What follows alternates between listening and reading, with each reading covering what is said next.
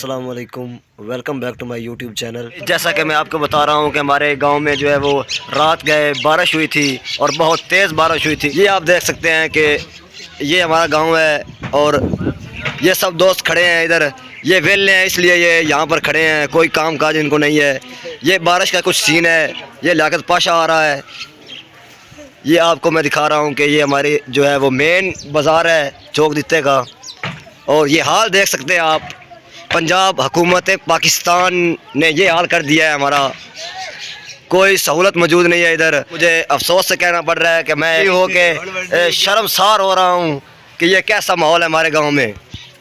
क्या देख सकते इधर हम जो है वो अपनी ज़िंदगी जो है बसर कर रहे हैं इस माहौल में। ये आप देख सकते हैं कि दोस्तों हमारे गांव में रात गए बारिश हुई थी, जिसकी वजह से सुबह सूरज निकला हुआ है।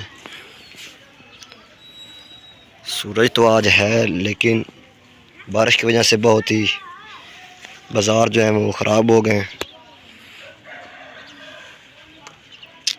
ये सूरत हाल है अब हमारे बाज़ार की। हमारे गांव में जब भी बारिश आती है तो हमारे गांव में कुछ इस तरह का सीन बन जाता है कि गुज़रना मुश्किल हो जाता है।